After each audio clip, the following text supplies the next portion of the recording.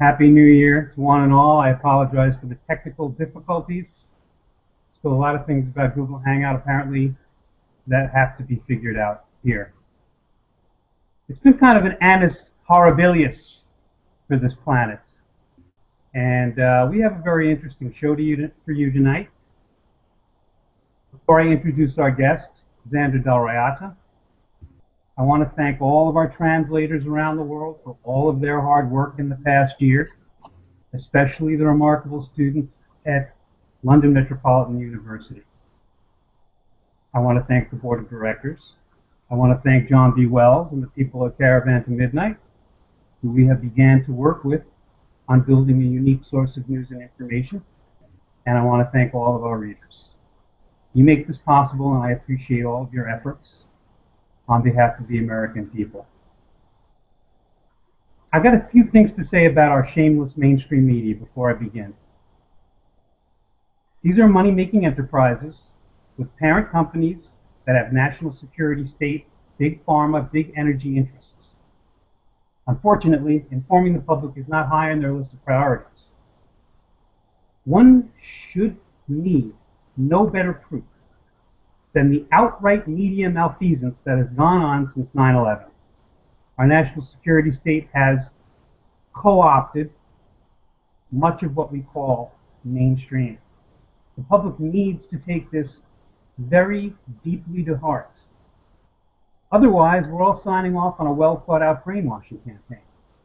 Whoever guides this narrative we are being provided with, you watching CNN and you watching Fox News, telling you what we used to consider the facts, is far down on their agenda. That is why we need to support media organizations that stand apart and provide other channels of information. This organization, worldmeets.us, has been providing news and information about the United States from publications across the planet for 10 years now. And we need your support. We need to translate much more in more languages on more subjects. We need to improve our equipment and our homepage. It is a monumental challenge when you consider all of the media Americans are cut off from, especially without people doing what we are doing. Much of this information comes from sources unsanctioned by U.S. corporate media influence, and therein lies its value to us. We, the people, need to see outside the matrix. Our organization provides that, and we need to do much more. We are a 501c3 educational nonprofit, and we show you what we find.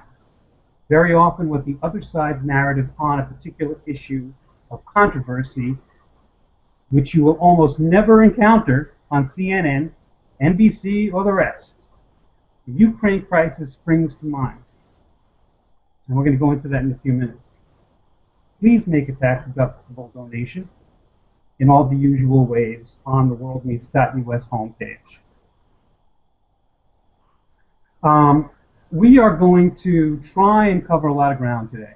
We're going to start with cyber hacking, Sony, official lies and misinformation, danger to infrastructure, real and perceived, whether Google should be broken up Teddy Roosevelt style. Then we'll deal with the Ukraine, Crimea, MH17, Islamic State, lone wolves, CIA interrogation methods, and black sites, drones, and the kill list, China, Cuba, and the fragmentation of American society. So we're going to try to cover a lot of ground today. Now, our guest, Xander Dal Riata, runs a website called Full Spectrum Dominance, which I recommend to you.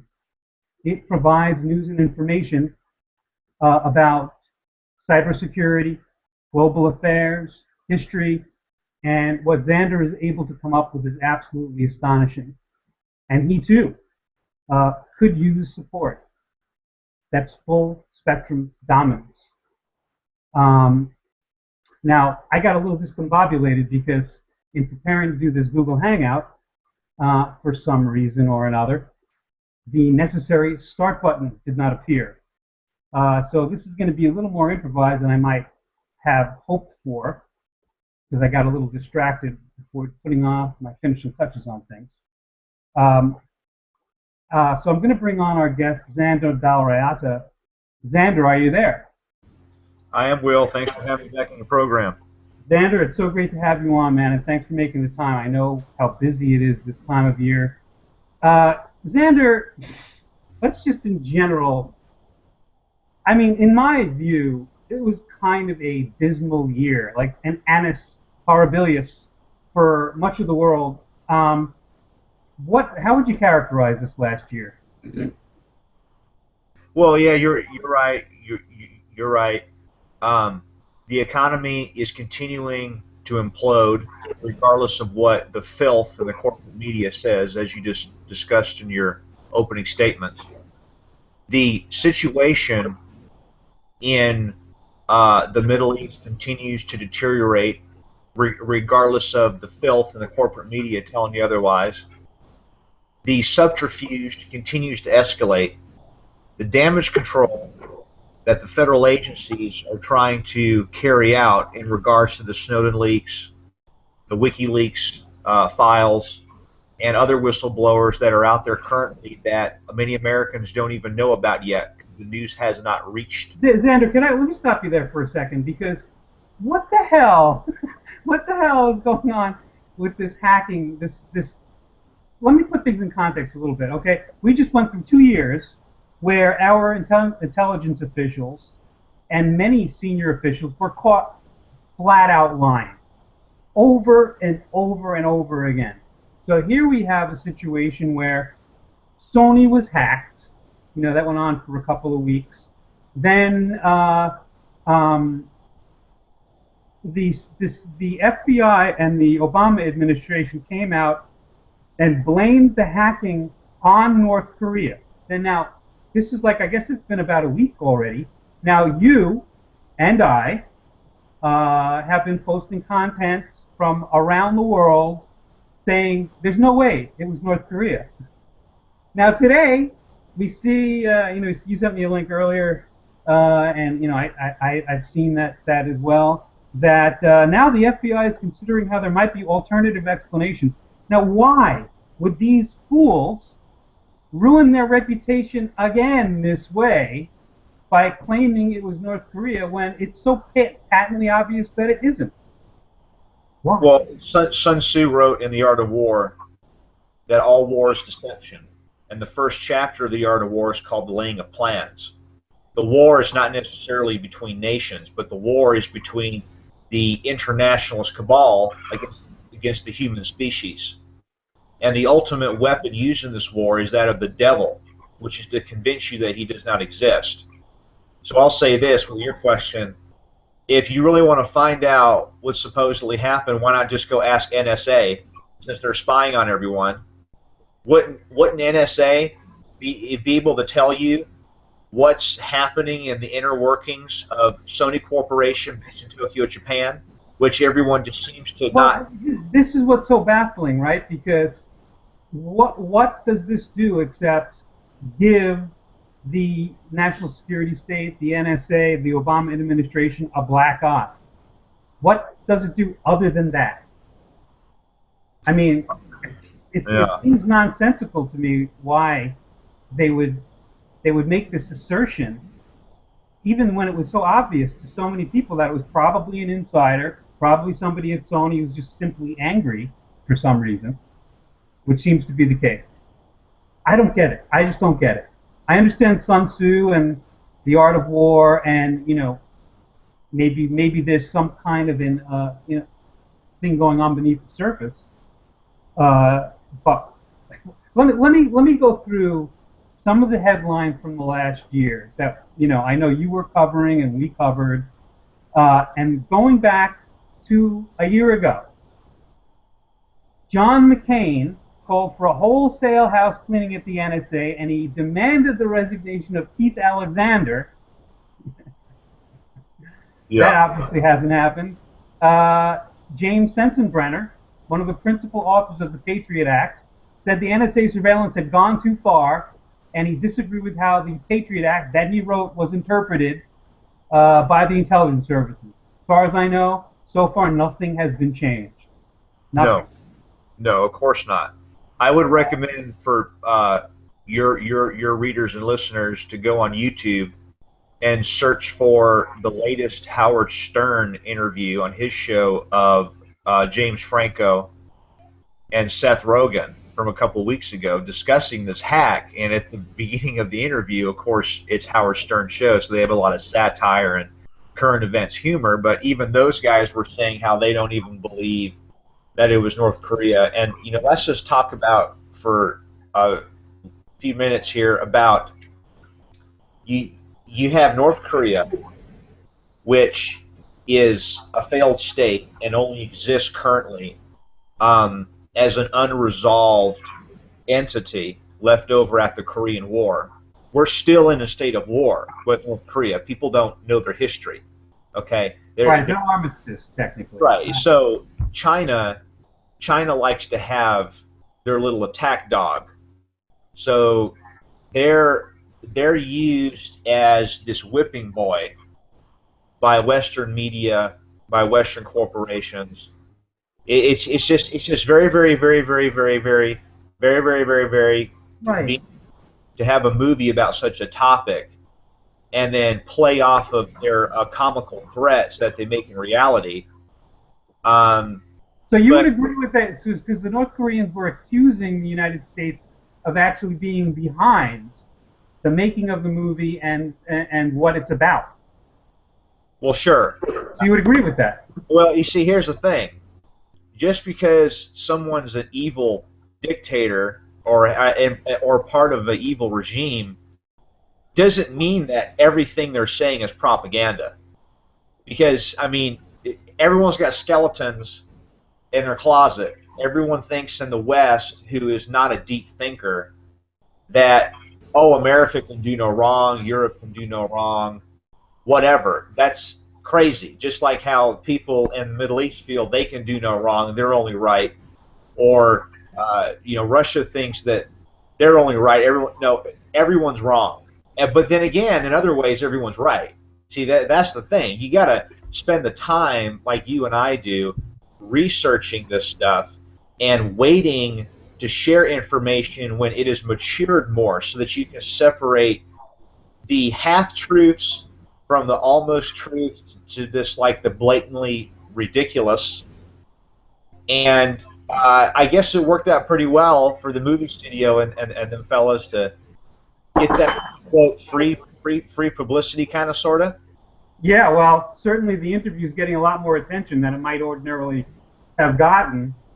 Well, that just proves yet again, Will, the level of mental illness in our country. I absolutely love my country. I love the United States. My ancestors have been here since the 17th century, the age of colonialization of the New World. I love my country, but I am very ashamed of my people. And, of course, I'm disgusted by the government.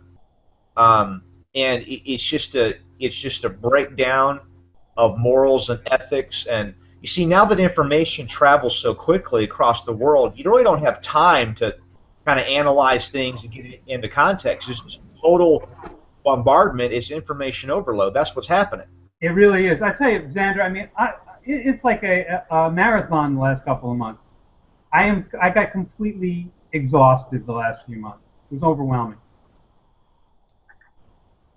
And, but that's why we're here, and that's why I think people should really consider sending a donation to Full Spectrum Dominance and to WorldMeets.us and other organizations that are really trying to show you stuff that is out of bounds for the mainstream media. And by out of bounds, I mean informative and letting you know what you need to know about what's actually going on. I agree with you. See, me being an IT professional, when I'm dealing with a client, whether I'm working with a company or working with an individual that's trying to set up their own little home network, and they talk about expanding email capacity or getting better email security, I tell them this: listen, if you're using something for free, you don't own it. That service provider owns you. They're using you as the product. That's what Facebook does. That's what Twitter does. All the rest. People have to take this to heart. I mean, it's so important that people really start to get their head around what we have been encompassed by in the last 15 years. Yeah. Because if people don't realize, oh, my Gmail account is not private, No. and all of these applications I use, it's really for the benefit of somebody else. Right. Yeah, it might do something for you, but somebody else is benefiting. Who are they? What are they getting out of it? Before you engage with these organizations and people, you have to think about it. Correct. There's absolutely no reason why anybody listening to our discussion right now, or who have looked at or will look at our websites in the future, there's absolutely no reason why they cannot take the time to send a simple, small amount of a donation that goes towards something that helps them, as opposed to letting these companies and these governments suck taxes and exorbitant profits out of their consumer identity, because that's the real issue here, Will, is that people don't see themselves as citizens or human beings anymore. They see themselves as just merely consumers. Now, I'm all for the free market. I am a capitalist. The problem is corporatism, and corporatism, as Benito Mussolini said during the 1930s in Italy, is just a synonym for fascism. Okay, that's what it is. See, so you look at China, not calling themselves simply communist in the formal sense, but more so now using the loose terms of market socialists. But you see, that's all mind games. That's all a Jedi mind trick. That they're putting this wrapping paper over this massive hole in the foundation, that it looks great from afar, but once you step on that, you're going to fall right through that hole. Look, we were all innocent. Like, we went into this. It was a great thing. The internet, we shared things, we communicated with people all over the world. When we started this project in 2005, 6, and we had ideas about creating an online community where Americans could get to know people from other nations and all that, things had a completely different pallor back then. And now I would really be worried about doing something like that. And I want to say something else about this whole fundraising thing, okay? We're a nonprofit. I am supposed to be out there, persuading, getting people to donate money. Here's the thing. I detest public relations, and I don't like sending you an email just because it's Christmas and saying, "Dear such and such, I hope you're having a Merry Christmas and a Happy Holiday. Can you please send us some money?" And like, I'm going to do it every December, because that's what people do. They do it every December. It really does annoy me. Like, I'm basically using the holiday in order to say, okay, it's a holiday and I know you're in a giving mood, so please give to us. I don't know, it really annoys me. And I don't send out enough of these newsletters. I'm getting a lot of pressure from my board members, and I understand it, because we don't have enough revenue. And I'm supposed to be raising money and beating the drum and telling people how great we are and how important we are. And I'd rather provide content. I'd rather actually do some work. I'd actually rather provide you things you can't find anywhere else than go around talking about how great we are and we're the leading this and that, like CNN does day and night. Anyway, obviously it's a point of disturbance for me. Go ahead, Xander. I was going to say, you feel that way because you have a conscience and a soul. That's why you feel that way.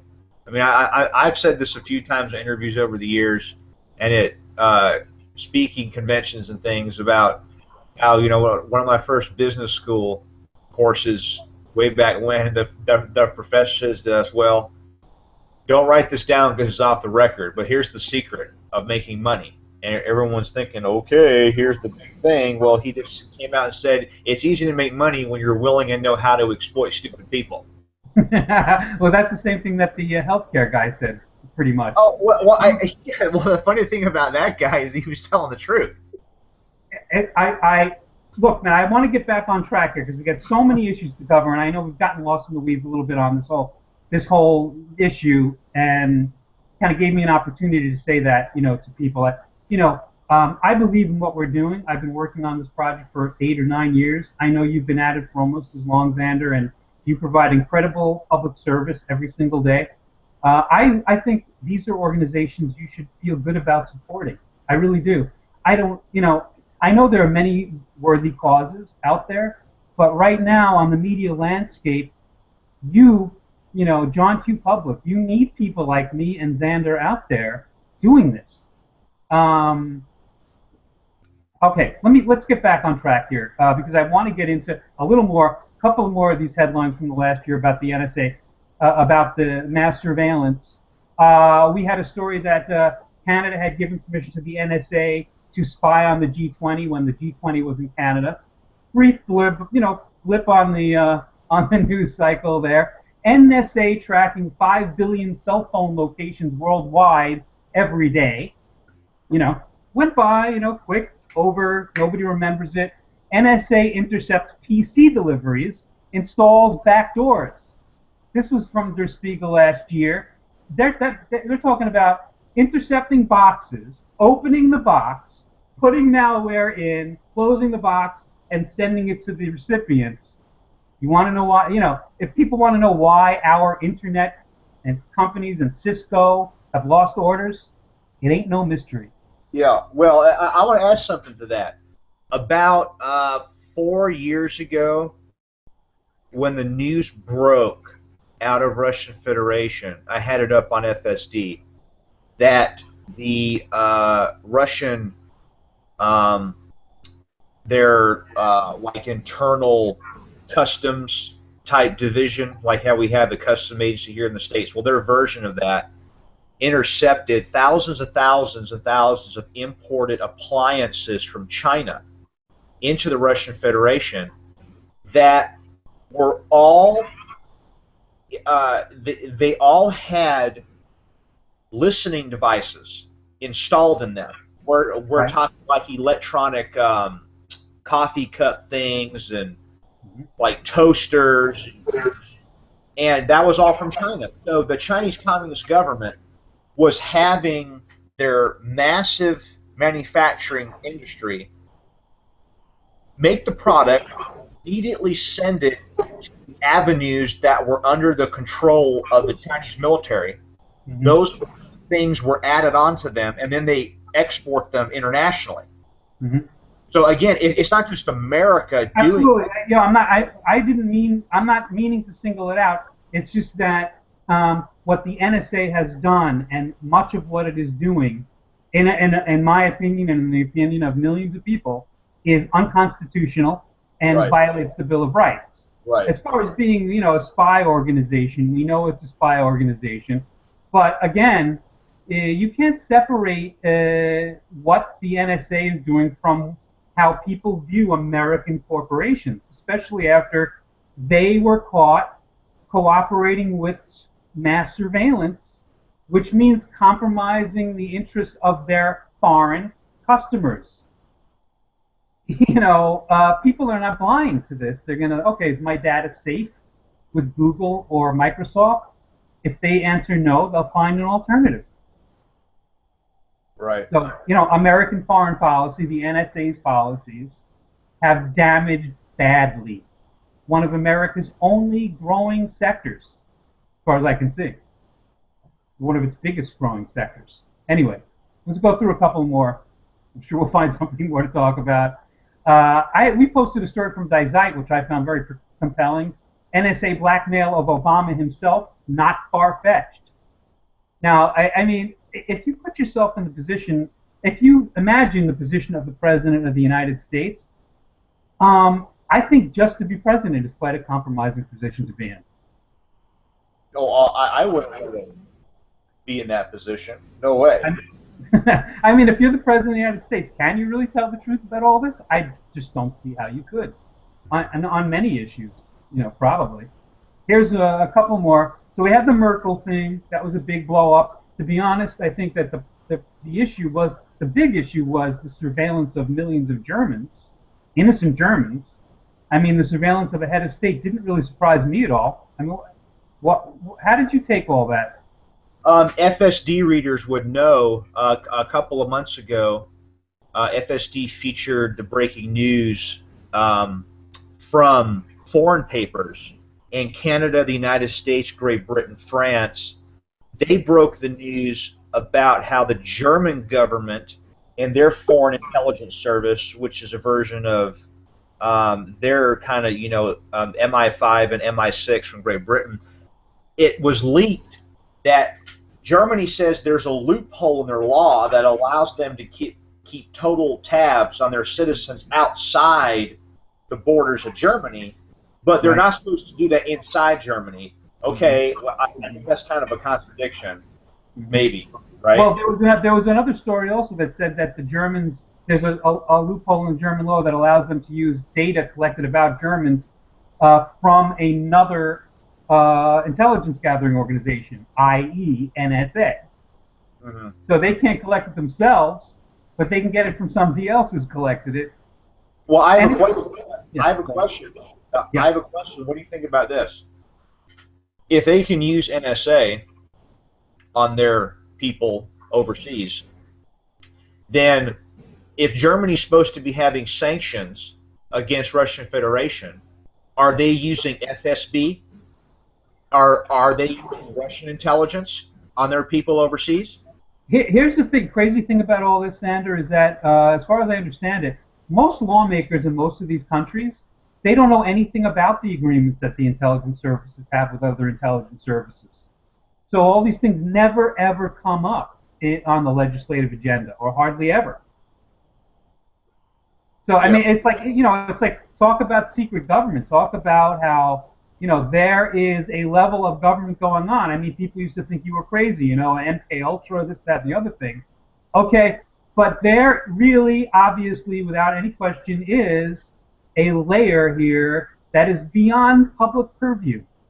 Even in the United States, you've got the secret court issuing secret regulations that you can't even find out, what the justifications were for them or how they came about. I mean, really, if people think this is a free republic, you've got something coming, and that people really need to pay more attention and to get off the couch, like I was saying last week or whatever it was on last. All right, a couple more. U.S. tech giants knew of NSA spying. In other words, at first they denied knowing, this all happened last year, they denied knowing anything about the fact that their data was being used, and they were all shown to be liars. And then there were stories about how they couldn't tell us that they knew, because it's illegal. It was illegal for them to tell us they knew, so they had to lie. Oh, well, sure. They had to lie. Well, remember, Will, it's all for the children. I mean, so really, if you were like to make this up in a book, it would be great science fiction if they didn't laugh you out of the office. Somebody took the leap and said, okay, let's do that. It could happen. Again, NSA and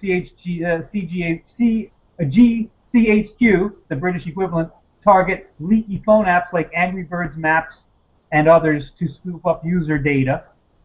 Foreign officials in the dark about their own agency's cooperation with the NSA. Again, we were talking about that a minute ago. We had a couple of columns on the NSA manipulation of German law, which you were just talking about. Then we had a story, the Pentagon watchdog was not aware of NSA bulk phone data collection. And how can anybody read these and experience all this and not find it absurd? Maybe North Korea was aware, they didn't tell us. Everybody's aware except people who watch the mainstream media. Well, right. I have a mate in the Philippines. Great guy, known him for years, Filipino guy. He always says the only people in the world that don't know what happens inside America are Americans themselves. It's crazily true. It's really a shame.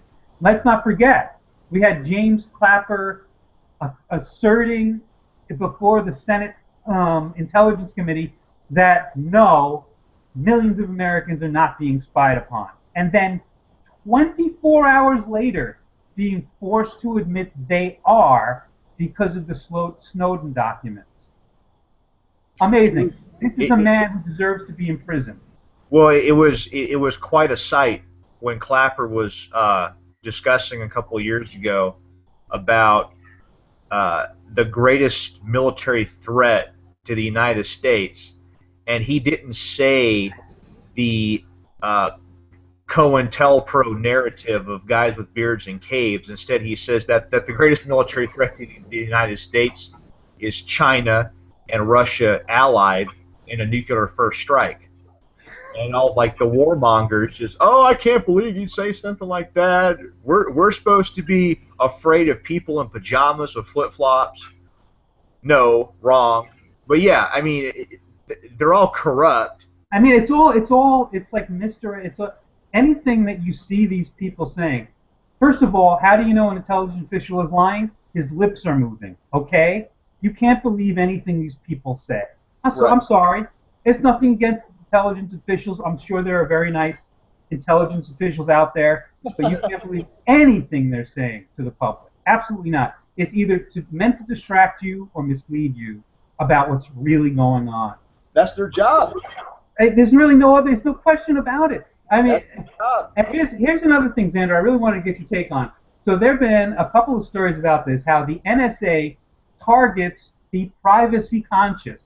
In other words, if you are concerned about your data and about being spied upon and about how they're collecting this information for later use, if you resort to these some of these utilities and devices, they are looking to see who's using them because they're going to consider you somebody to investigate. Well, sure, because that would make you a counter-revolutionary. They want to put you in a re-education camp.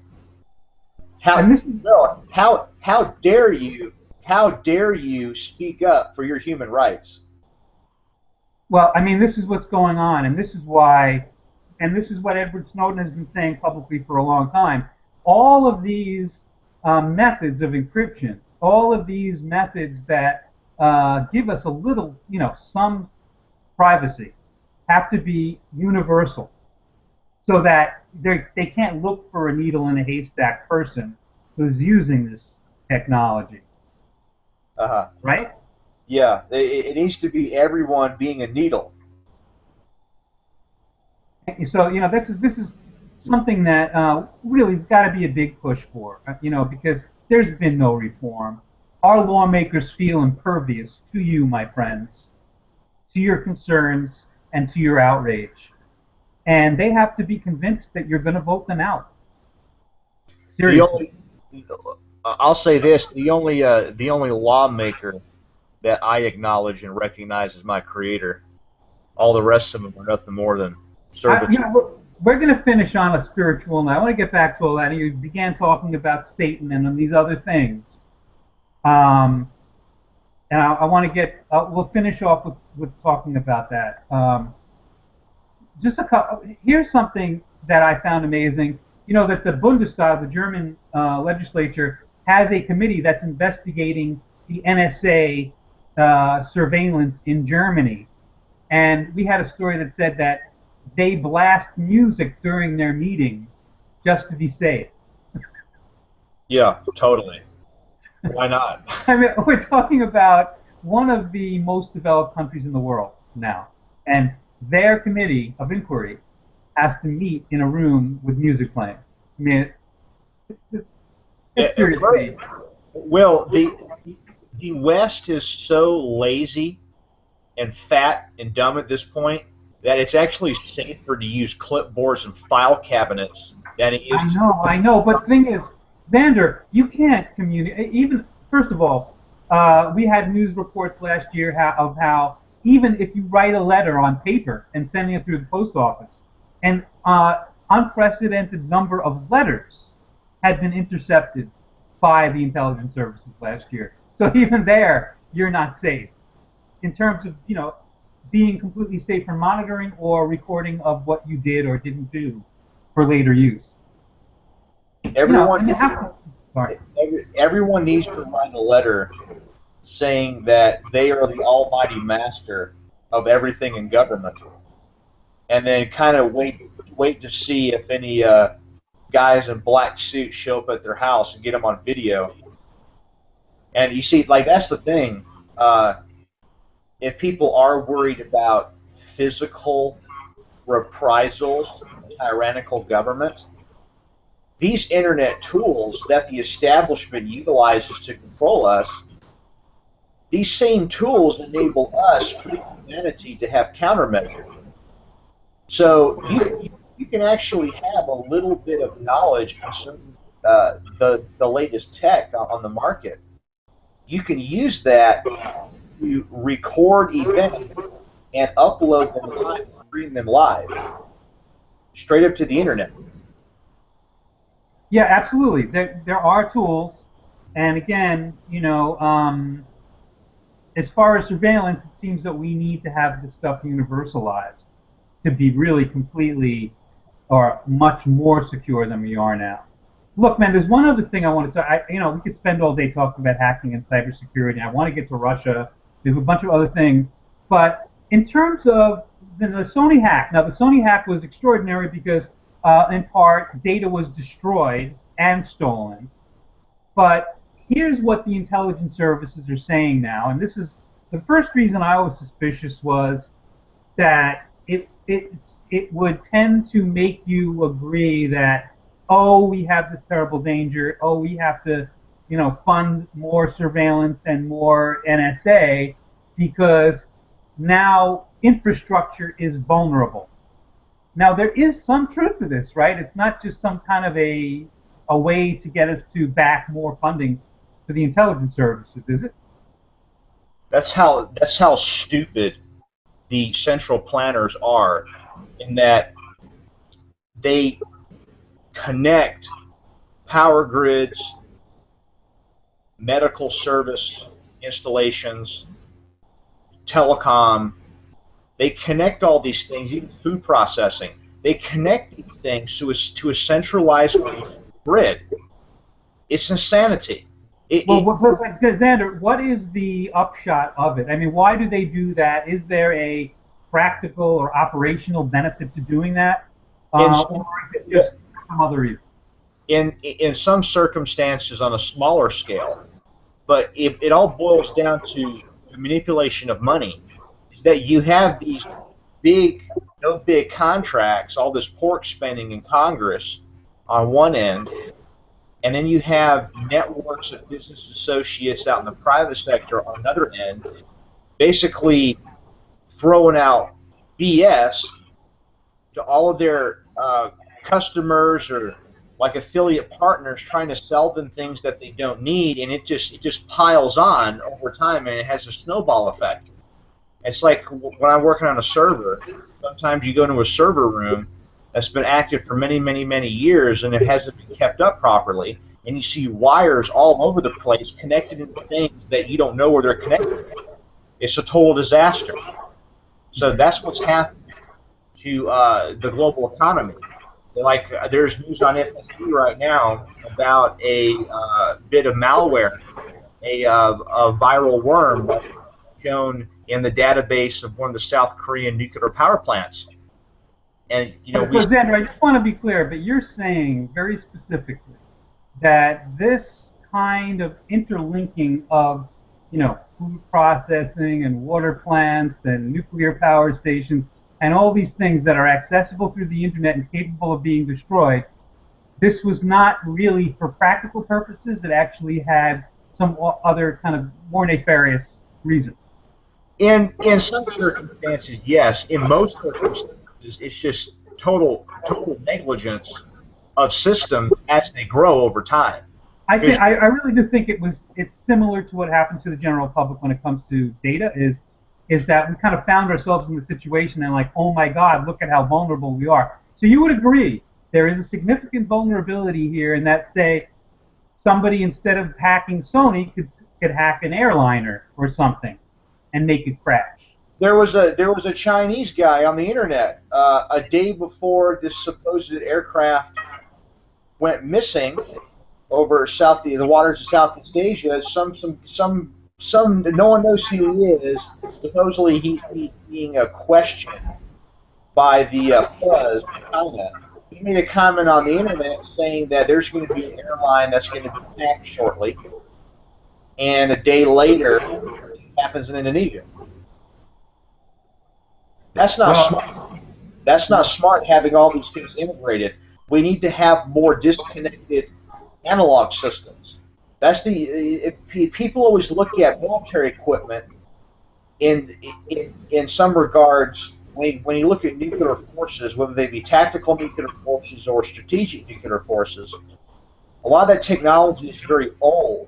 Okay, I mean you're seeing vacuum tubes and old type of things from the 50s and 60s because that's not integrated to a network. But there's this massive push by bureaucrats in the civilian sector of government to make a whole new generation of tactical and strategic nuclear weapon systems connected to a centralized database. Well, I mean, this gets into the whole issue. You know, yeah. All right, I'm with you, man, and that's insane. The other thing about just taking aside onto the issue of nuclear weapons, and people are always worried about whether nuclear weapons are going to fall into the hands of this state or that state. I mean, we're talking about almost ancient technology here, are we not? Yeah, when it comes to building a nuclear weapon, I mean, it's been around for... Right. It's not something that is sophisticated in what we now have with these new advancements in microprocessors or nanotechnology. But yes, I mean, the base principles, the base physics of putting together a fission device, that information is readily out there. It's that it takes a long time to get the fissionable fuel. You need the enriched uranium. Yeah, it's like you have to build the facilities and recruit the scientific talent and have the safety monitoring regulations in place. It can be done. Pakistan did it. India did it. Taiwan, actually, in the 1980s, was kind of sort of outed by the CIA for having their own nuclear weapons program. It would be great to see a world without nuclear weapons, obviously. That's just logical. Xander, isn't it like sort of the industrial equivalent of, you know, like we had this whole craziness about WMDs. We're going to stop countries from getting WMDs. Well, you can build these WMDs with nitrogen from the hardware store. Well, if there's how do you prevent WMDs? Yeah, that's just more COINTELPRO, man. Those are just all these acronyms made up by, yes, intelligence services and academics, universities that belong to these non-governmental organizations, the central banks, that are telling bureaucrats how to think, what to say. Exactly. It's all discombobulated, and see, government is dangerous because it is incompetent. That's the problem. It's the same thing with a large corporation. It's so big, it's incompetent. It can't protect your data. I work on these systems. When I go into a medical establishment, at first, when you see how little security they actually have, I don't say names because of legal reasons, but you know, I kind of do my research. Well, I do a lot of research actually on where to go for secure medical treatment. I don't put down social security numbers or information about myself that is not needed for the physician to treat my ailment. People are giving out their email addresses and their cell phone numbers. No, wrong. The thing is, Xander, what I want to bring home to people is when you see on CNN or wherever, Fox or whatever, and they're talking about WMDs or you know any of these words that we've been referring to, you know, think about what the hell are they talking about? Because there are certain things that to have a conversation about stopping a country from having WMDs is like absurd from the beginning. It's nonsensical to talk about that. You can't do it. Don't even bother trying. You can't stopping Saddam Hussein from having WMDs. I mean, the United States gave Saddam chemical weapons in the 70s. That's another element of the absurdity. Holy crap! What happened then? Yeah.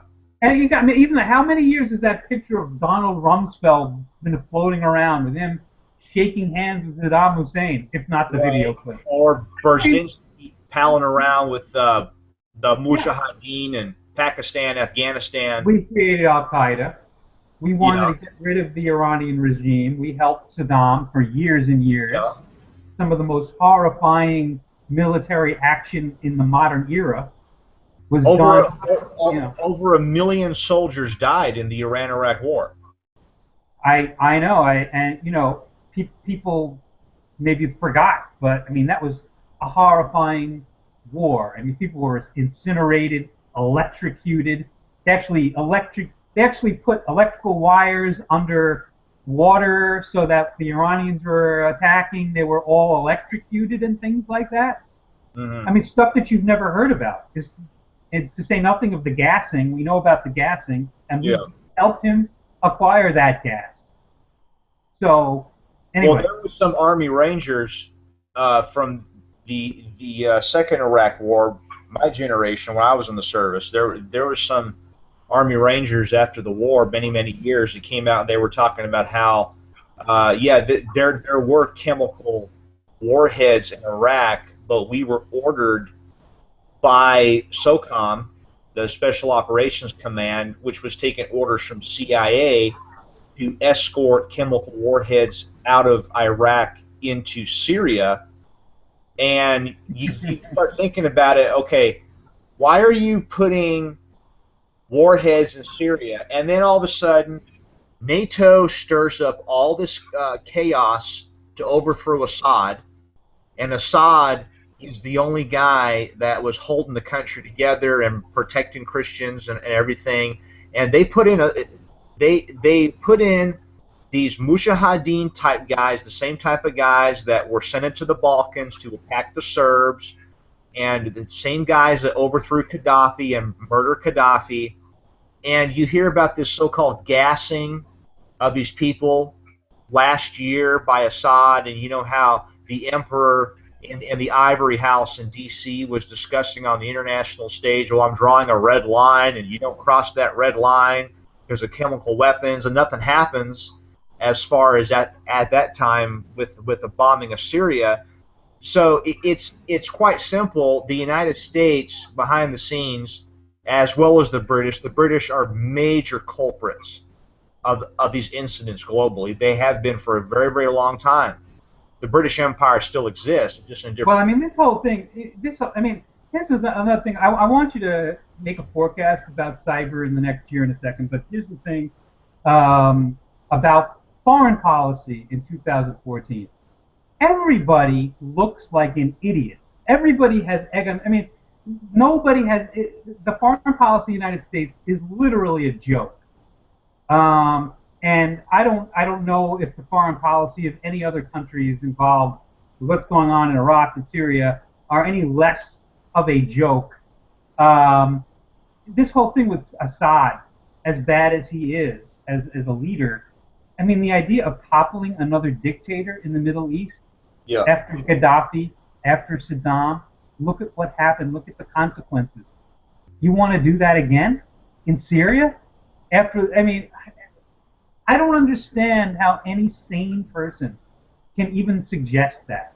You need not look any farther than the protests of many members of the Israeli government and Israeli society that are against getting rid of Assad. Because all the corporate media wants to do, okay, you have so-called conservatives that are angry at big government, but they love mega corporations. Then you have so-called liberals that are angry at big corporations, but they love big government. And they're all being scammed, okay, and bamboozled by the all-seeing eye at the cap of the pyramid, okay, and that's these central banks. And these central banks, I get so sick and tired of everyone saying, oh, it's the Jews doing this, or oh, it's the Muslims, they're the ones behind. Oh, it's the Saudis.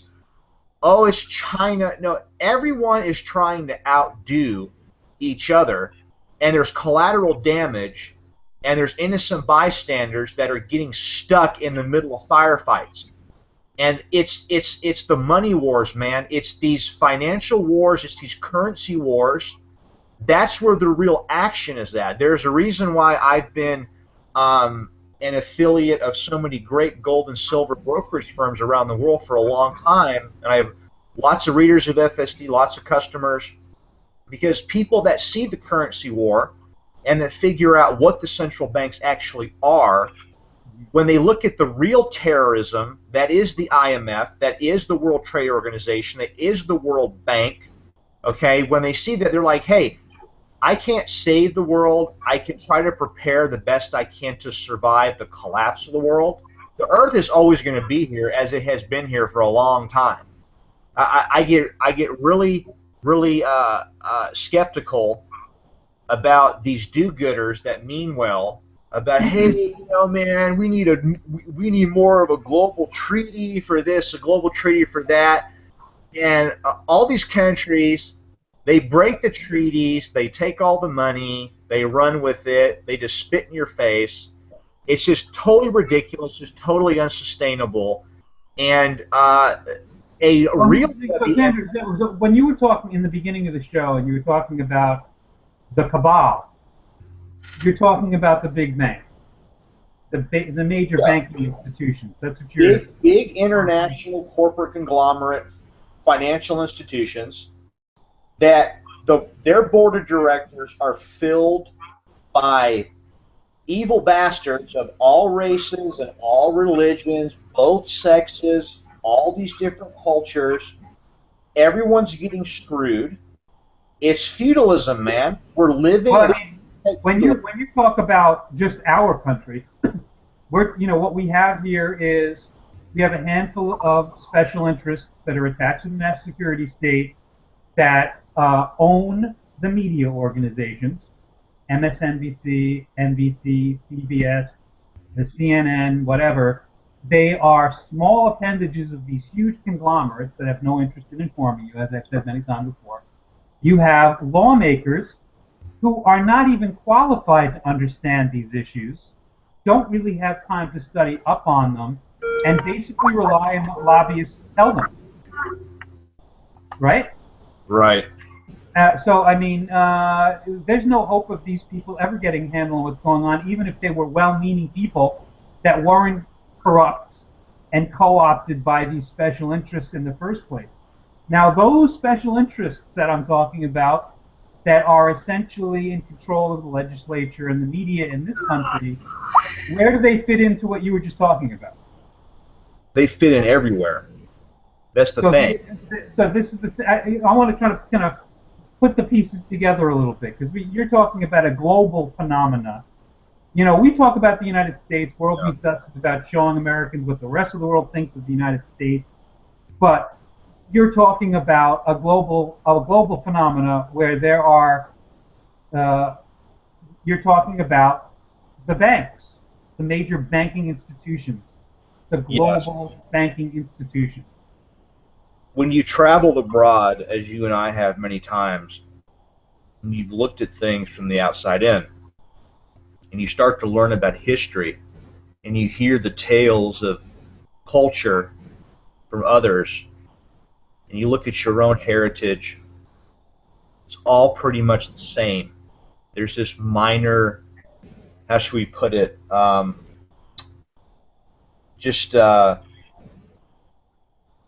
beautification differences.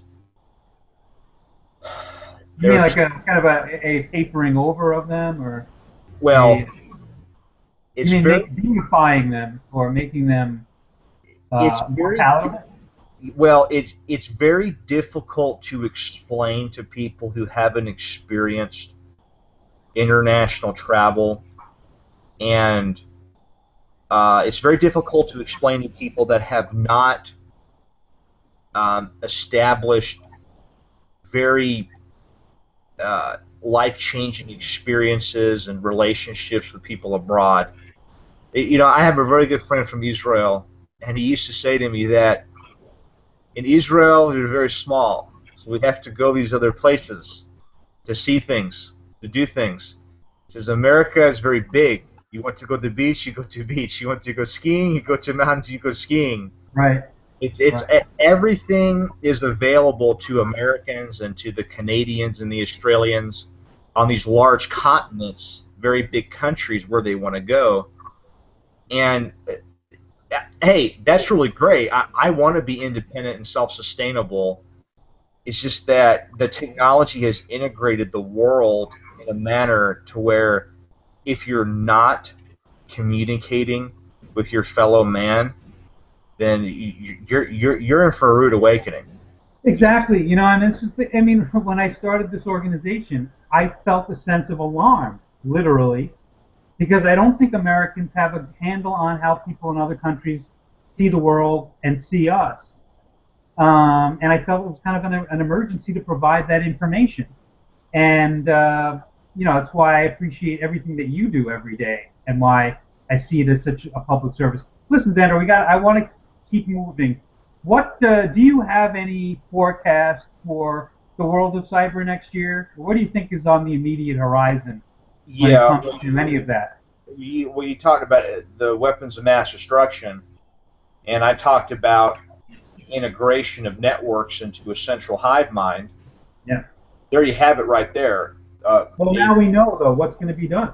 Yeah, a major cyber event could occur, not just with like a corporation or not just with like a power plant or like your typical things that you would think about, but a Which could major. be horrific, too. If the power plant's a nuclear power plant, that could be a horrifying event. It could. It could.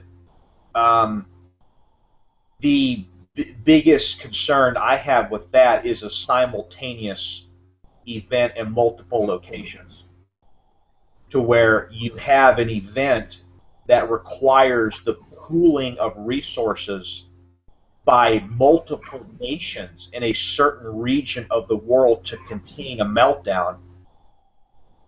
Well, The this is same, interesting, Xander. I mean, I look at what's going on here. You know, we had that other story the other day that there were these two group of hackers, the Lizard Network and Anonymous, oh yeah, yeah, yeah. and they were competing to bring down PlayStation and Xbox, and that Kim.com had mediated between them, and he got them to come to some kind of a truce in that video that I posted the other day.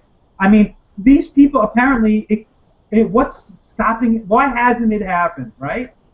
I mean, why hasn't there been this thing? I've been hearing that for a couple of years now. Well, I just had to explain. I had to explain this to somebody uh, last week at the gym.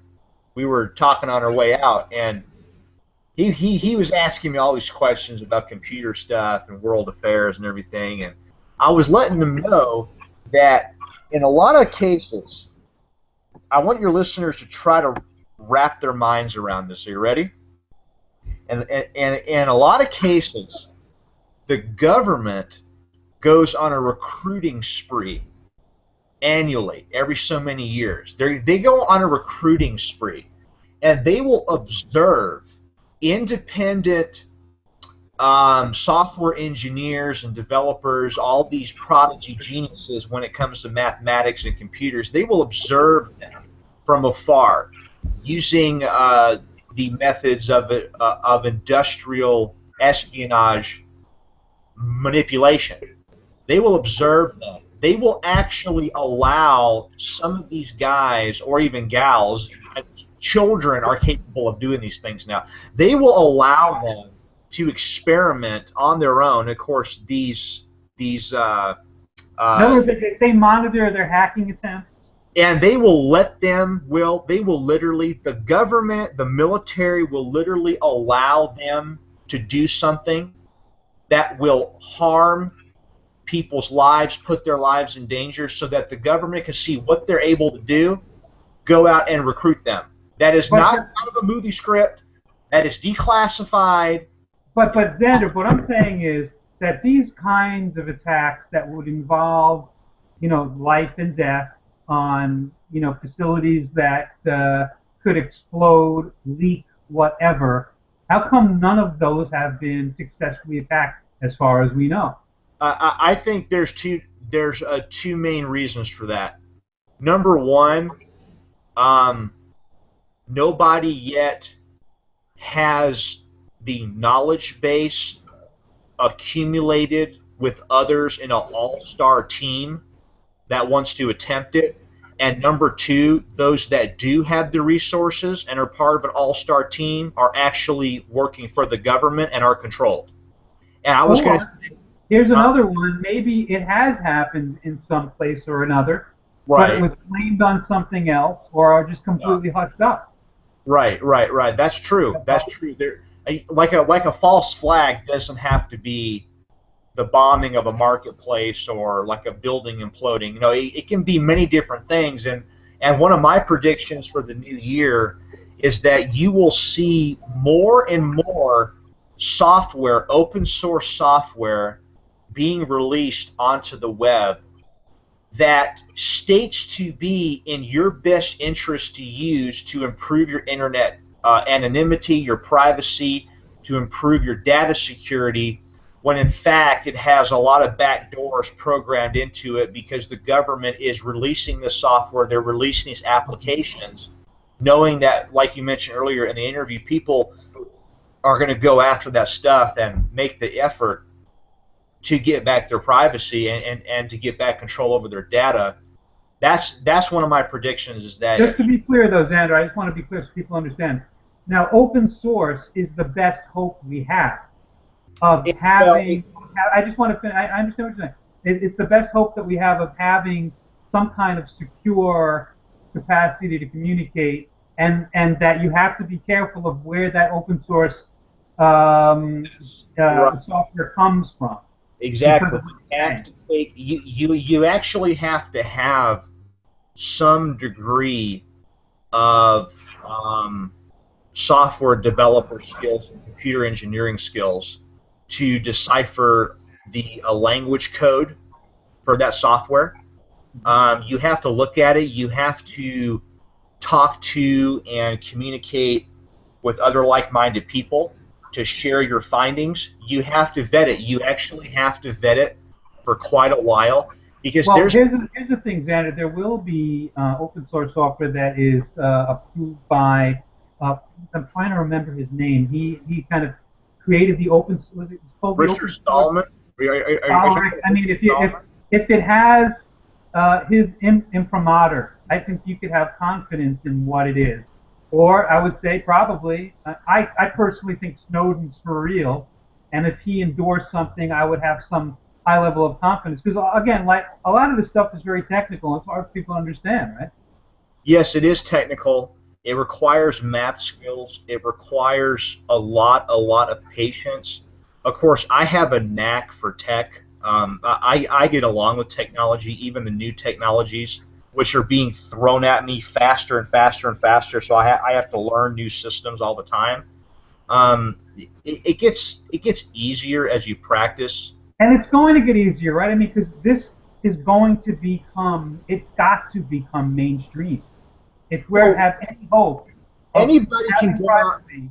Yeah, anyone can go out and build their own application. You can build an app for a PC. You can build an app for an open source Linux system. You can build an app for. But look, I mean, but Xander, what Snowden and other people are talking about at these conferences that I often watch on C-SPAN and so on is to roll out some of this open source software for people to use that's going to be much easier for the average person to get their head around. Yeah, it's going to take a lot of talking about. Yeah, it's going to take time, and you have to be very careful with it. I mean, you got to go through the vetting process because there's been great open source software that's been released in years past that, as of last year or this year, there's been changes to the kernel, and it's like it has implemented things such as ad servicing and doing updates that have key logging software. Well, I mean, this is why full spectrum dominance needs public support. This is why World Meets Us needs your support, because we are going to keep you informed about what you can use and what you can have confidence in. Because again, you really cannot trust any official government sources. You can't trust the mainstream media. You need sources of information that are going to tell you what you need to know. Look, Xander, I want to move on to Ukraine. We're never going to get to anything else. And that began, believe it or not, for the most part, that crisis began last year, beginning of the year. February, really, was when Viktor Yanukovych fled Kiev. Yeah. He was the toppled leader of Ukraine, the toppled elected leader of Ukraine. You know, I know we're going to talk about the two sides of the narrative in a second because I want to give some of the Russian headlines and then maybe some of the Polish headlines. And, you know, we'll talk about them as we go through them. Just to remind people a little bit. So, right after it happened, the toppling of Viktor Yanukovych, he fled Ukraine. Russia immediately called it a coup d'etat, whereas NATO and the U.S. recognized the new government immediately. Then on March 16th, there was a referendum with Crimeans voting overwhelmingly to join Russia, which seemed like a pretty fair vote to me. I don't know. I know that we've said that it wasn't legitimate and there were Russian troops there and so on. Then and I want to remind people of what the referendum question was. And the question was, are you in favor of restoring Crimea's 1992 constitution and for keeping its status as part of Ukraine, yes or no? That was the question on the referendum. And a huge, I think something in the 90%, I forgot what the exact number was, voted not to restore Crimea's 1992 constitution for keeping its status as part of Ukraine, which meant essentially becoming annexed by Russia. And that was, we called it legitimate, NATO called it legitimate because of the Russian forces. Then, I think it was in June, MH17 was shot down. And then, you know, and that was, you know, that's the beginning of this mess that we're in right now. Now, I just want to, because I know that you understand it, Xander, and I know that you are sympathetic to the Russian point of view, and I am too, to be honest. These are the headlines from the Russian content that we post, some of them, content we posted. Headline from Izvestia, abandoning pro-Russia separatists would be unforgivable. And we had a video of Obama claiming that the Iraq invasion wasn't as bad as Crimea, which I found quite amazing. That was from Russia Today. And we had also Secretary of State Kerry making similar comments about Iraq and Ukraine, making some absurd comparisons. Headline from Gazeta of Russia, Russians bid farewell to the West. Headline from Izvestia, MH17, West's version of events, hearsay, subterfuge, and hysteria. Headline from Gazeta, successful Russian sanctions would be West's worst nightmare. Then convoy, if Russian patriotism is a threat to business, so be it. Sanctions show what independence will cost Russians. Russians must prepare for lengthy standoff with the United States. That's Izvestia. Deputy Chair of Duma Defense Committee, America needs war in New Russia, Izvestia. Gorbachev, West resigned to Crimea's return to Russia. That we posted, you know, I think last week or something, Komsomolskaya Pravda. And annexate Crimea, too costly for Russia to bear. That was from Gazeta, another Russian newspaper. So there is certainly there's not a lack of worry, criticism in terms of the Russian paradigm. Xander, what would you say about the Russian paradigm narrative compared to the Western narrative? And let me just read a few. These are Polish headlines for a kind of a Westernish narrative here. Lech Walesa, Europe cannot count on the United States. This is before the sanctions were really put into place. Thank Putin for NATO's second win. That's from Res Politica. Why should Poland thank Putin? Let us count the ways, Res Politica. The Poles feel like this really made the West more united and stand up and take notice and with purpose. Under Putin, Soviet morality crawls from its grave, Res Politica. In Latvia and Europe, naive hope that Russia will change, live on. That's from a Latvian newspaper. Collective orgasm over Crimea pushes Putin toward invasion, Politica Poland. This is no time to ease up on Putin. Gazeta Wyborska, that was like last week. So you've got these two narratives, Xander. What do you say to this? NATO is NATO is such a bureaucratic mess that the Western European countries, because of their addiction to social welfare, are putting those funds into that as opposed to meeting their military obligations under the treaty with the United States. Right. So we complained about that for years. NATO is trying to reach out to Eastern European countries, Slavic nations that have bad blood with the Rus, to pull them into NATO with their militaries to make up for this deficiency in Western. But Xander, you got just to be fair though. I mean, the Eastern Europeans have legitimate concerns. They have a history there that they consider to be unjust, unpleasant under the Soviet Union, and they have ancient fears and concerns. Do they not? Well, yeah, sure. The thing is that Slavs are Slavs. Central and Western Europeans are Germans, and the Scots and the Irish and the Welsh are Celts. Those are the three types of white people that you have, okay? And you're getting into territory here that's very, very, very, very delicate ever since the Teutonic Knights declared crusade against the Kievan Rus. And, of course, they were defeated by Tsar Alexander Nevsky, Eastern Orthodox. When was that, Xander? What, when the Teutonic Order Yeah. invaded the East? That was Yeah. in the 12th century. So this is still going on. Of course, you see, Russia is still trying to recover from 90 years of communism. Yes, Russia is a socialist country. Absolutely. It is not a Stalinist country anymore. The same thing, China still has elements of cultural revolution, time with Mao. Other parts of China, like I said at the beginning of the interview, see themselves as market socialists, not hardline Marxist cultural revolutionaries, okay? So things are trying to balance themselves out. And it all goes back to gas and oil. Is you just follow the money trail. The Russians have that big monopoly on the energy export routes to Central and Western Europe, okay? And these corporations in the United States, whether it's ExxonMobil or you have Dutch Roll Shell and BP in Europe, they want access to those oil and gas pipelines.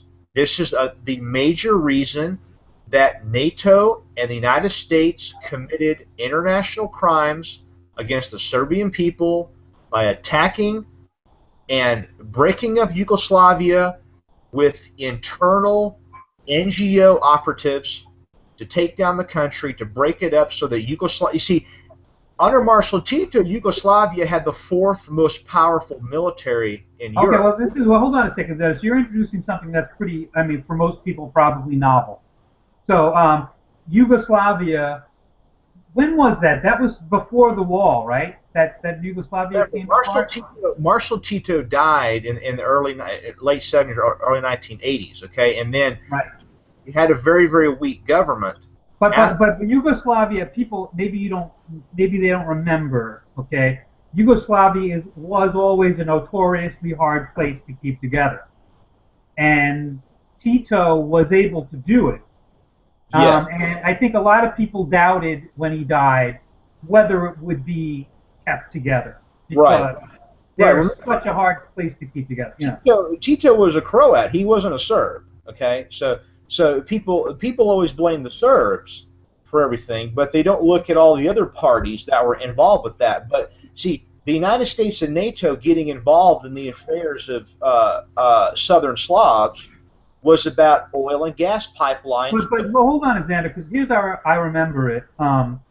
So we had this conflict going on in Yugoslavia, and it was going on for a while, and we were watching, and I remember thinking, why don't the Europeans do something, you know? If they don't do something, the country's going to break apart, and then we had these stories of massacres and genocide and this and the other thing, and Clinton decided at some point or another that we were going to bomb the Serbs into submission, essentially, right? Yeah, because they were defending themselves against Mujahideen. But I mean, I didn't get the impression Clinton wanted to get involved. No. Clinton wanted an excuse to get the media off his butt for him fooling around with old Monica. Okay, but I'm just saying that you were just saying that you were suggesting that the breakup of Yugoslavia was sort of created by our NGOs and things like that. Well, yeah. Remember this. The country, I mean, as far as I understand it, that country had very little chance of holding together without anybody inputting anything. Well, Yugoslavia was always a target for not only NATO and the West, but as well as the Soviet Union, because after World War II, Marshal Tito saw a great opportunity to take absolute power because he went against and killed all the patriotic Chetniks, who were the Christian loyalists in Yugoslavia that wanted a free market, open society under Draza Mihailovic, General Mihailovic. Wait, Xander, I think we're getting a little bit further afield here, and I think I think this is very interesting, but I want to kind of keep it. It links into Ukraine and Russia. All right. It's the same game plan, Will. It's the exact same thing that's being done again. Okay? Whether it's with Gaddafi being murdered and that country being split down the middle like Sudan in this past year was split in half. Southern Sudan having over 70% of the oil fields, which, by the way, the Chinese military is now sending ground forces to Sudan to protect the oil fields from Muslim fighters. Okay, so you have Libya in total chaos, as updates are always being posted on FSD about. Ukraine, the same situation. The same situation with Yugoslavia, with Serbia, Bosnia, Albania. It's about oil and gas pipeline monopoly. Okay, look, I don't doubt that. But what we have, I just want to deal with the public narrative a little bit here because that's what people are usually caught up in. And I say that people should be aware of what is the root cause of these things. But we have a position which is that the Russians have been meddling in the Ukraine, and that the former Ukraine Prime Minister was I don't know. I guess we don't have a specific gripe about him except that he didn't want to join the European Union. He didn't want to outwardly join the European Union. I mean, you have these two narratives where the Russians feel aggrieved. They feel like we created the toppling of a legitimate government, and they feel naturally like surrounded. There's a Russian suspicion of being surrounded and has been for many years, and I have to say a lot of it's pretty well-founded suspicions. And then we have the West saying that Putin is for the first time violating international law. Well, first time since World War II, kind of shaking up the international system by taking territory in a way that was always considered verboten, and it has to be turned back, and et cetera, et cetera. So you've got these two narratives. So you kind of favor the Russian narrative. Well, I don't favor any narrative. I just want the raw data. I want the raw information. Okay. So it's about oil. It's about oil and gas. Well, well, there's something that even transcends that. Okay, it's about this internationalist ideology to force everyone to intermarry, interbreed, adopt a one world religion, a one world language, a one world currency, to be one single mixed race where everybody has a microchip and every person in the world owns a share of stock in a global corporation. Just to be clear, though, then, you're not saying that if you, let's say, you're a Jewish person, you want to marry, I don't know, an African person or a black person, you're not saying that should be outlawed. You're just saying, no, actually, you're just saying there's been an encouragement to kind of create. It's your choice. Your creator gave you free will. Yeah. Your creator gave you free will. You can do what you want, but don't try to force me to participate in something and do something that I don't want to be a part of. Okay? You see, that's the issue. It's at the individual scale with you or me, our fellow countrymen, our fellow man, or a company being absorbed by a larger company or a larger, more powerful country, blackmailing and bullying a smaller, less powerful country into doing something. So you have one side making the choice to try to dominate with a full spectrum socio-economic military capability. They're making that choice. Why is it wrong for their target to make the choice to defend themselves and counterattack? Okay, so this comes back to how basically this cabal of big banks and policymakers, this is kind of what they want to see. Yes, they're insane, Will. These maniac freaks like Janet Yellen, we have Lloyd Blankfein, the head of Goldman Sachs. We have Jamie Criminal Diamond, the head of J.P. Morgan. All the rest of them. Bernie Madoff. You never hear anything about Bernie Madoff anymore. He's sitting in jail, getting his conjugal visits and, you know, making his secret deals still, I bet. It's total, utter abuse of insanity. Okay? And you see, there's this rivalry between East and West. Russia is part of the West. Okay? They are a Caucasoid Christian nation that is struggling to rebuild. Putin is a dictator. Yes, he is. He understands that in order to stay a dictator, using new methods of allowing his society and population to have a certain amount of freedoms and to relearn about their national pride and heritage, he needs the public to see him as a leader for the people that's giving things to the people by letting the people do things in some circumstances for themselves. Well, he's an ultra populist. I mean, yes, and that's really, good. In the truest sense of the word. That's good. I want to see someone in America. Remember, President Kennedy stood up on live television and talked about America being one, regardless of race, regardless of religion. We have a national goal to excel in science and technology. We have a national goal to build infrastructure, to create jobs, and the man was assassinated for it. Okay, all of those astronauts in the Mercury space program that listened to President Kennedy talk, they felt that their mission as naval, marine, and Air Force aviators was a mission for the country and for the world.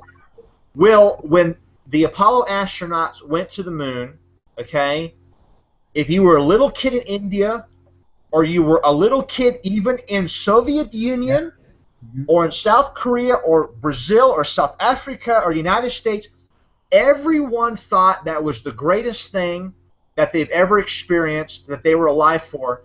That's what men, free men, have to get back towards. A common goal. We have to have purpose. Okay? I completely agree. You know, look, Xander, I mean, I had an internship at the UN. I grew up thinking about these global issues and environmental issues and these ethnic and racial tensions that kept people apart and all that. And I think in the abstract, it's a great idea, like you've said before. You know, if we had a federation of planets and all, that would be great. The problem is what we have now and the way things are organized now. The problem is the way these global trade agreements are organized, like TTIP, for example, where you have a few people sitting at the table making these decisions, getting all the benefits, writing all the legislation that will override national law to the benefit of these large corporations. That's not, anything like some kind of a, utopian global vision that people might have. No, look, I want to touch on ISIL before I let you go, man. We've been on it for a while already. And, God knows we could talk about a lot of these things all night long. So this whole thing with the Islamic State is really, can I say, a clusterfuck? I guess, nobody's going to tell me not to. Yeah, well, But why? it is of monumental proportions. And we have, I know that we posted a lot of content from around the world about referring to the fact that the U.S. has used terrorism in the past as a tool of foreign policy, and most people think we still do, even while we are now claiming to have a global war on terrorism. So the Islamic State came on the scene in a big way in June. That's when most people found out about the Islamic State of Iraq and Syria, or Islamic State of Iraq and the Levant, or whatever, ISIL, ISIS. Now they call themselves the Islamic State. When they took a huge amount of territory, they took the city of Mosul in Iraq. They basically took territory that American troops fought and died for at great cost, almost overnight, right? And ever since then, it's generated a tremendous amount of content. I just want to read some of the headlines that we've translated. Some of these headlines are actually from Full Spectrum Dominance, and some of them are translations that we worked on. The Mysteries of ISIL and the quote-unquote American Hand. Laurent Lejour, Lebanon. ISIL fighters as, quote, mad as Nazis or the Reds. Le Figaro, France. Mideast turmoil could rally neocons to Hillary, but that was a kind of a weird one. ISIL hoists Saudi royal. Go ahead, man. Yeah, well, yeah. Hillary, she's like one of the ultimate neocons. Everyone thinks, oh, she's some progressive feminist that's pro-women and pro-choice, and no, lie, no. She's a servant. She's a Jezebel of the international cabal. Okay, she's always palling around with David Rockefeller and all the rest of those gremlins. Totally vile, disgusting trash. Anyways, the thing about Hillary is, I think a lot of people think, okay, she has said and done what she had to do in order to maintain her place in the power structure and the paradigm, to keep her, kind of hat in the ring, blah blah blah, whatever you want to say. But once she's elected, who knows what she's going to do? Yeah, I don't know. I mean, I think that's probably hoping for too much, because it just doesn't seem to happen that way. I mean, once you kiss all those babies, take all that money, have to issue all those lies to get into office, you've pretty much been co-opted by that point, it seems. Then we had a column that was very popular. ISIL hoists Saudi royals by their own petards.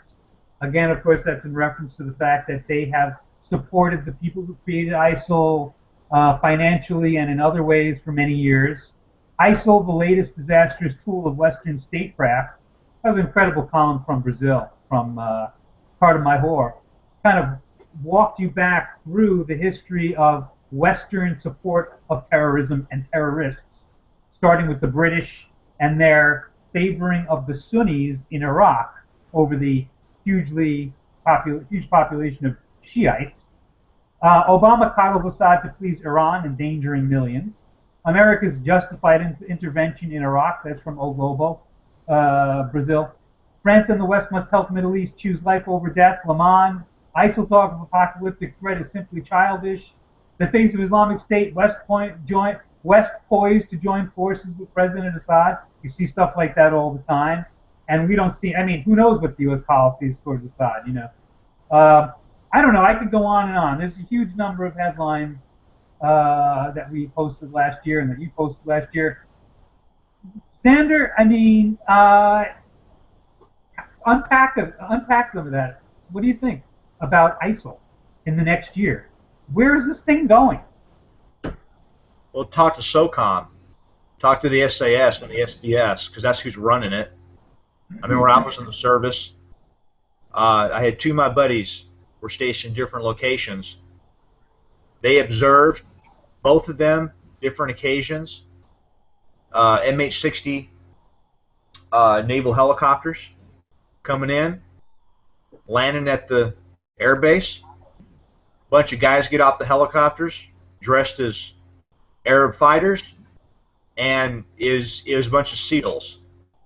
And in other circumstances, a bunch of SAS guys, British Special Forces, running around, dressed up as the enemy, carrying out false flag attacks.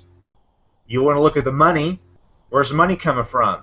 State Department, the Saudi royal family. Look at the Saudis. Why is it that Iran? So you're saying that so the Islamic State serves as a kind of a front for us to put people in outfits and get them to commit acts and blame it on the terrorists? Well, as we speak right now, a lot of the military equipment that's been in storage from Iraq previously and the ongoing war in Afghanistan has now been relocated and is staged in Kuwait, ready to be brought into Iraq. The Iraq war, as it was during the time of Bush, is going to return. So where's all of these non-interventionist progressives, the Democrats that hit the wall and raged against the machine for so long about this thing in Iraq? Now they're quiet.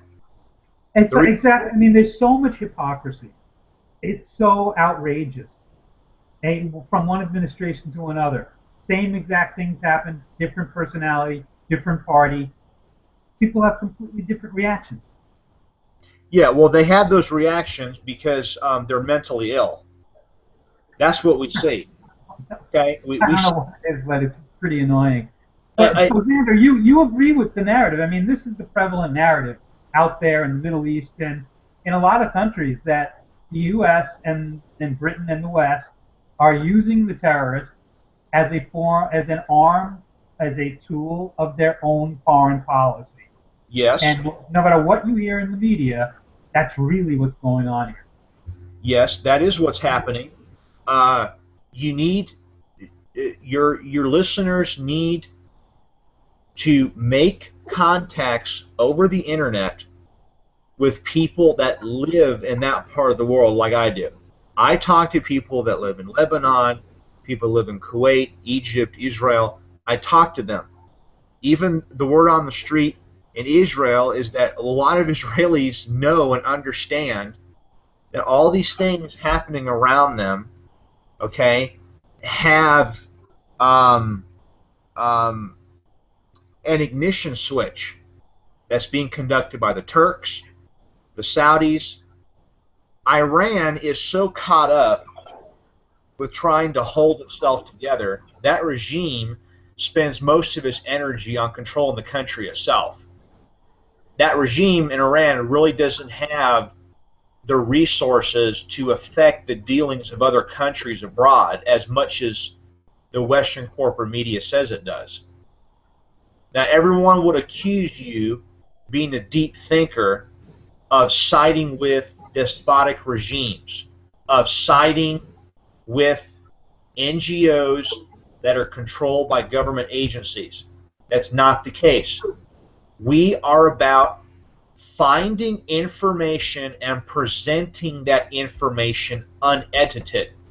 It is a grave disservice and a crime against humanity for any journalist, for any news watcher, for any blogger on the ground in these hotspots. It is a crime against humanity and a grave injustice for them to edit and withhold raw data.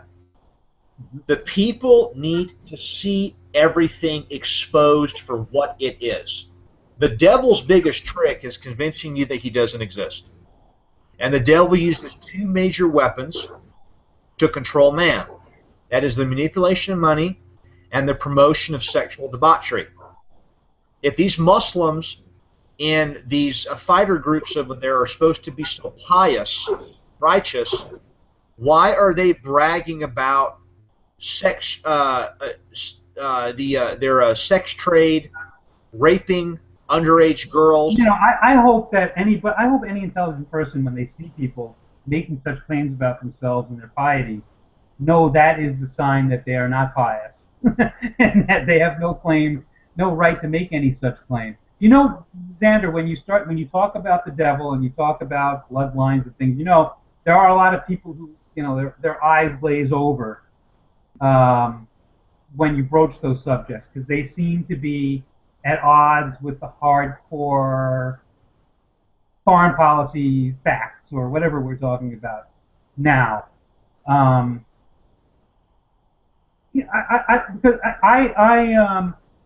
want to, I like talking about the spiritual side of things.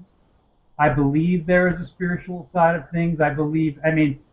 Particle physicists have, they've laid out that they're pretty sure there's a multiverse. There are all of these dimensions that interpenetrate our own, and now I know a few other people's eyes are glazing over.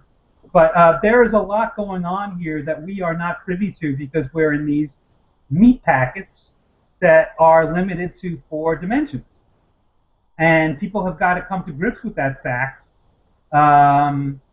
because we kind of think we have a bead on things, but we don't.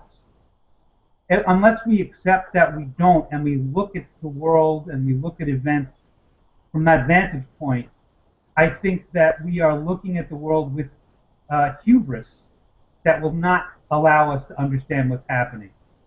Right. You know what I'm saying? And right. I don't want to turn people off because I know that there probably are people who think talking about the devil or whatever is like out of bounds for a conversation like this.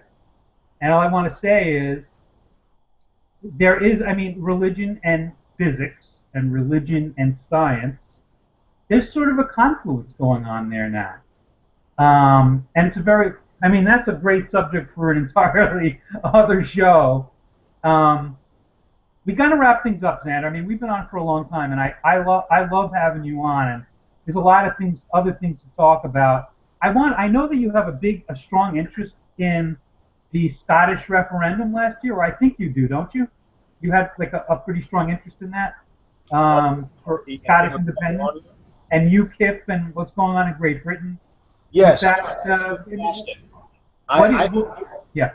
I think it's totally fantastic that people who are sick and tired of being told what to do are getting together and saying, I'm not going to participate anymore. I'm going to go off and do my own thing. It doesn't require violence. Violence comes from the state, not from free men. Secession is the key to restoring liberty in our lifetime.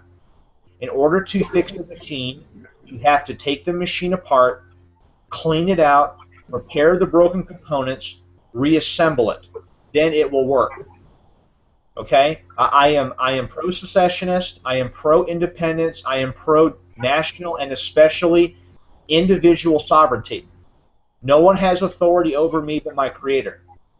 And you're going to see more and more movements in Europe starting to happen to divide the continent up into what it was in the Middle Ages. The nation state is an idea that is very, very new.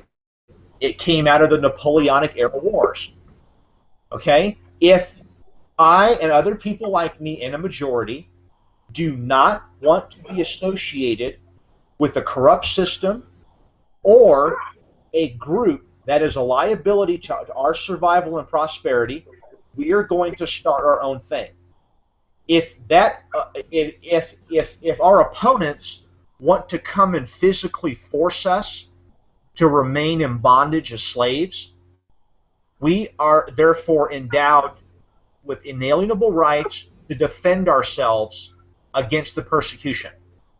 Well, in other words, Xander, you think that things, and specifically in this country, are so broken and so messed up, there's no solution but to break it up and start over again. That's what you think, right? Yes, but it will happen regardless of opinion or wishes. It will happen out of the rules of economics. Okay, it's all physics again. Everything's about physics. Okay, you have states that are in debt and bankrupt. You have other states in the union that have a budget surplus. Okay, the golden rule is he who owns the gold rules. All right, if you're able to afford things and you're able to loan money to those that don't have it, you're going to make the rules. That's like we have a free press for those who own the press, right? Yeah. Well, okay. So you're taking action against a corrupt system. You're not participating in it. I'm trying not to participate in it. It's the little things. People need to stop going out and buying processed crap and putting it in their body. People need to stop wasting their fiat currency, which is worthless, on products and services that are also worthless. People need to start reading again. They need to stop watching. They need to open their ears, and they need to not listen, but they need to hear what's going on around and what others are saying.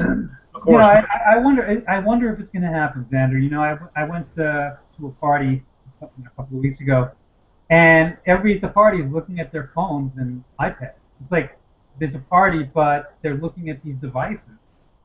It's really alarming. well, yeah, that's because they're mentally ill. Okay. It's a widespread. This is a widespread thing that's going on. I mean, people cannot unplug themselves even for an hour or whatever a day. Right, they're unable to because they're addicted to media. Internet addiction, it is real, it exists. Everyone's in denial about that, like they're in denial about so many other things. We are living in a time of universal deceit. It's real, it's happening. People need to stop trying to think that they're going to convince others who are unwilling to see, feel, and listen to think otherwise. Okay, now is the time for the individual to get prepared. You need to try to get out of debt.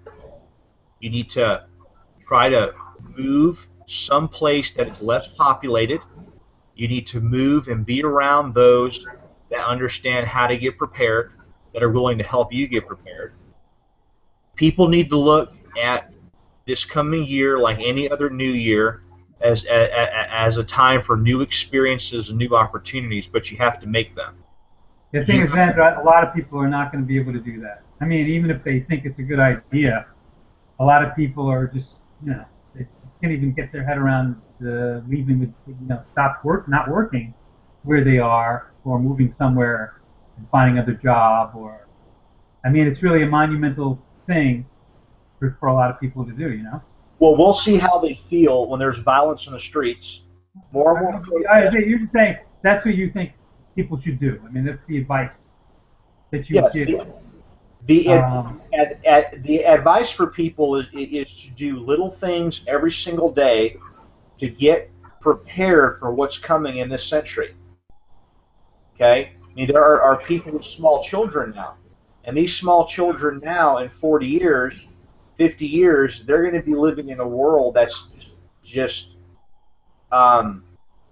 hellish, basically. We're polluting the ocean. We're polluting the air. Global warming is because of the sun. Okay? Well, I mean, the issue, this whole issue of global warming, it shouldn't be about warming.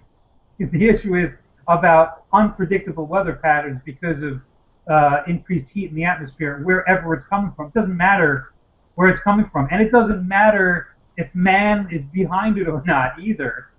What matters is, what are the trends and what are we going to do about them? That's what we should spend most of our time on.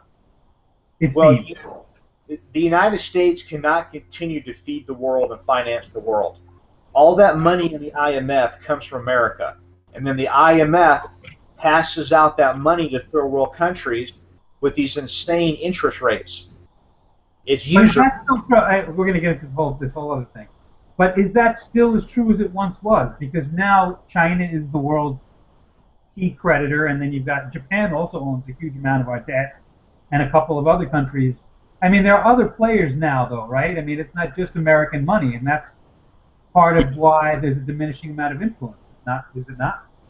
Right. That's what's happening. There is more money coming out of China, and China has the capability to keep itself sustainable because they're turning their economy inwards. They're moving. But Xander, are they part of this cabal that you were talking about, or are they separate and apart from that? There's a lot co-opted yet by the cabal. Well, the cabal incorporates the money changers of the Most High. And the money changers of the Most High, they get to those positions by taking out those that challenge them. So China is a challenge to the system. Yeah, it's a challenge to the system we have now. And those behind the scenes that are controlling the planet, they're getting China prepared for World War III. See, the whole end game is you're going to have a financial collapse of the world economy. You're going to have thermonuclear war. And after the thermonuclear war is when the most casualties will occur due to famine and pestilence. The survivors of the collapse of human civilization in the 21st century will then be reorganized in the 22nd century into this thing which these organizations that have these committees on global economics and finance and policy, they call it the United Earth Directorate. That's what the next century is about. Well, I mean, that's, I wanted to have a prediction show, but that's like a whopper, man. That's a big one. So, when do you think these events are going to go down? I mean, when do you think there's going to be this war that you're talking about? It's a build-up to the midway point of this century. By the midway point of this century, deindustrialization of the West will be well underway, even more so than it is now. Okay, because you see the first world being brought down, while the third world is being built up. And then it's going to level out. And then once things level out to where no one has an advantage over anyone else, then there will be the clash. The clash will render no one victor. It will be a simultaneous knockout blow. Those that prepared and were able to survive, especially in the southern hemisphere, because remember that over 80% of the world's population lives north of the equator. So people that live in Australia, people that live in South America, people that live in Southern Africa, they have a key opportunity to survive in a way that's going to be more difficult for those in the northern hemisphere. Okay, because there are not really any vitally important military targets in the southern hemisphere. Almost all of them are in the northern hemisphere. Wow. And that's what you have the major economies of China, Japan, Europe, and the United States in the northern hemisphere. That's what the globalists want to get rid of, because all this environmentalist ideology, when you really research it, it's about human population reduction. Well, I mean, look, you've got a couple of things going on here. You do have many, many millions of people who are just generally worried about the environment, like, average people, whatever. They're really worried about it, and like you say, they should be, because there's, we are polluting the environment, and we're doing things that are making life on Earth more and more difficult. So there is a well-founded concern for the environment, and then you're saying there is an organized effort to take that legitimate fear and co-opt it. Yes, it's been ongoing for many decades. And I think that's very important for people to understand, is that we have legitimate fears about the environment. There are things to worry about, and there are things we should be preparing for. And we should be paying money to monitor life systems on the planet. What we're doing now is kind of ridiculous and absurd, like arguing about emissions, in my opinion, because you'll argue till you're blue in the face. You won't reduce emissions very much. And that's probably not the problem in the first place, as you alluded to before, because we have the issue of the sun and other things which are hugely influential that we simply do not understand. I want to know how paying money to a international kleptocracy is supposed to stop the leaves on the trees from falling off. Well, I mean, what people do is, for example, like you have the anti-whaling group, Earth First, not Earth First, I'm not remembering, but people give to causes, right, that, they pull at their heartstrings, and they can persuade them that if they send a certain amount of money, it's going to be used for X. And to a greater or lesser extent, these public relations campaigns are very effective. Right? I'm not involved with them. Well, I'm saying, but you know what I'm talking about. I mean, people get a, email. They know that you've given to nonprofits or campaigns before, so you're on a list of, people who have a tendency of giving, and then they try and appeal to whatever concerns you might have, and your virtues, your concerns about the welfare of others, whatever it is. It's like everything else, right? We have a very strong democratic value. We have values in the United States. We believe in pluralism. We love the founding fathers and the Constitution. So what the political elite does is they take these beliefs and tendencies that they know are innate in the population and use it to get us to do things we wouldn't ordinarily do. They co-opt them for their own purposes. In other words, they basically undermine our values by persuading us to do things, by talking about them. And I think it's the same thing on the environment. I want clean air. I want clean water. I want Right. soil that has minerals in it. I want natural food, not this chemistry set stuff that they're feeding people. That's what I want. Exactly. I mean, that's basically an environmentalist right there. The Uh-huh. question is, what are the powers that be going to do, knowing that John Q. Public over here cares about the environment, is worried about pollution, he's worried about radiation, or whatever it is. How could we get some money out of him? And there. Look, I don't want to, paint every nonprofit with the same, with the same brush here and say that they're all up to no good. But we all have to be aware that our better nature, our leanings, our virtues are used against us by people who want us to give them money for whatever. I have all the. Well, you always hear this. Oh, send us money, donate money, when it should be send us blankets, send us food, send us medical supplies, send us volunteers to help. Right. Okay, Well, they would probably say it's more fungible and it's more flexible and whatever it is. but that money doesn't get to anyone. Just like with this Ebola thing going on, which we haven't touched on. Okay, we have someone that has been confirmed to be infected with Ebola, some nurse brought into the UK from Africa and into Scotland, and now she's been transported to London for treatment. Okay, all this time has gone by, and you mean to tell me that Western first world countries have not set up the proper facilities in Africa to treat infected people?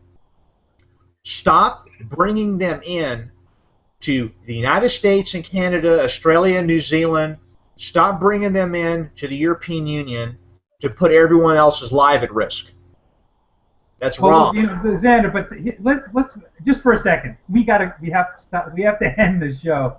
The thing is, this whole Ebola thing is like so many other issues, in my opinion at least, where you had the major media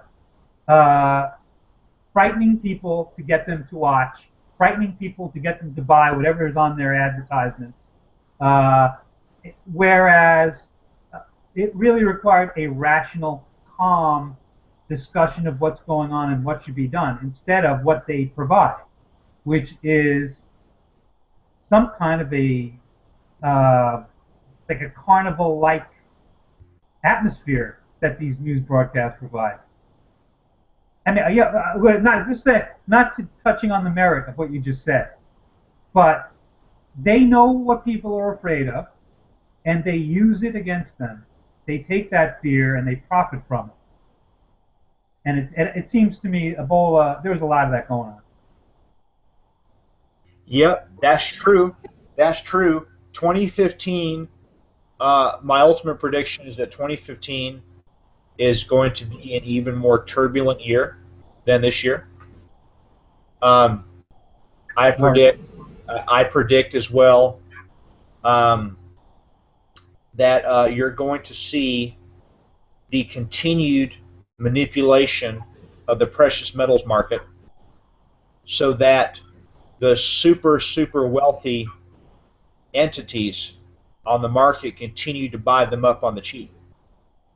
They're punishing investors who are responsible by turning their fiat paper into metal, which is the only real money there is.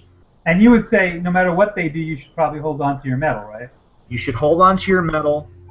You don't dump your metal. If you do, there's just no words for your stupidity.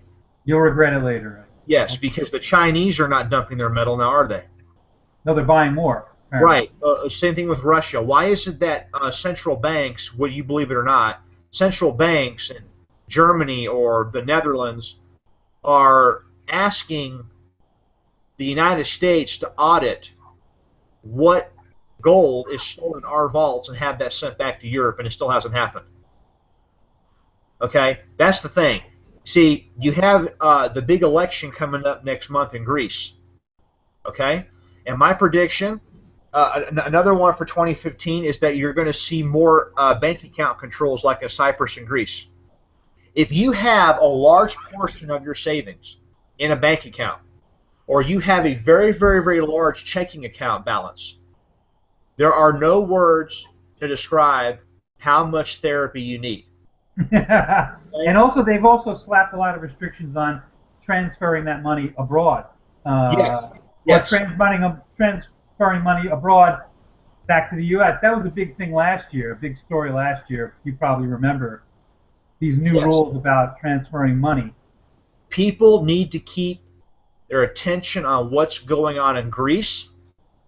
That is a pre-game show of what will eventually happen in America. These talking heads that constantly spew the lies of how America is invincible, the dollar will always be the world reserve currency. These charlatans are simply trying to buy time so that they can get more control over assets. Well, I mean, I think you're so right about that. It's so obvious that it's already going on. There are alternatives to the IMF with BRICS, and there is an alternative money, an alternative to the dollar is being created slowly but surely, and anybody can see it. So it's certainly going. There's certainly going to be competition to the dollar. And people need to be preparing for that.